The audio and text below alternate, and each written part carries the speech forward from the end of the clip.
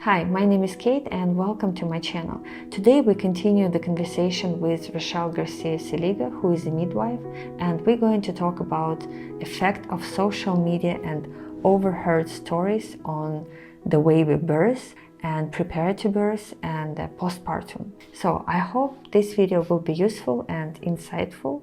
If so, please don't forget to like it. And now to Rochelle. There's like so many angles that could be taken on again, right? Because in one sense, I think it's like anything, right? It's like, what channel are you tuned into, right? So like, you can think about that like with like television, like what channel are you tuned into? Are you watching a bunch of war movies, okay? And you're seeing that all the time? Or are you watching nature documentaries about whales giving birth and migrating, okay?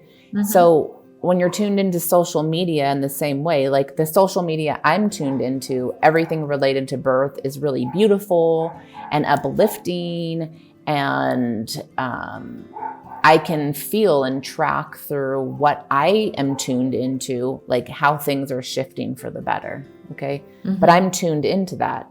But like, what if you're tuned in to a different channel, okay? And you're watching horror stories. So it's like, where is our focus going? And so I would say, like, in general, social media sucks on our focus, and our focus is our life energy. So like, what are we giving our life energy as our focus to? And if it's things that are uplifting and helping us to heal in some kind of way, then maybe it could be serving a good purpose.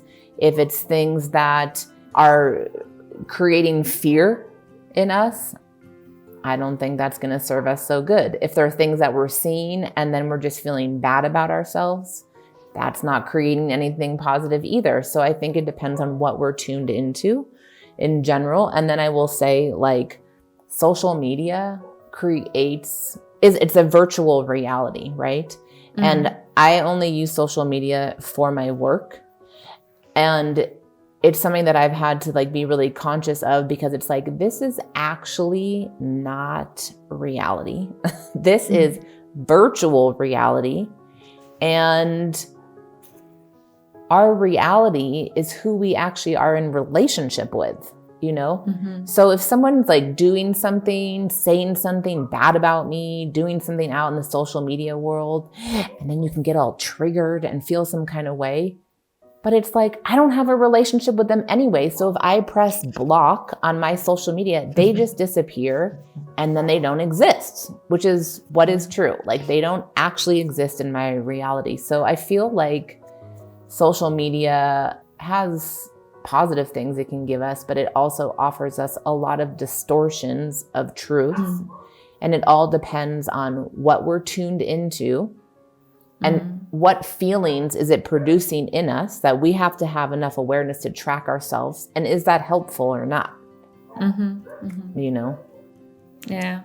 And I feel like on social media, it's always a part of the stories. Like, people never give you the whole context, and you just like, oh, that's such a nice family, or such a nice birth, or whatever it is. They're like, so perfect. What's wrong with me? Yeah. And then you just, somehow you find out the other aspects of the situation, like, no, it's not.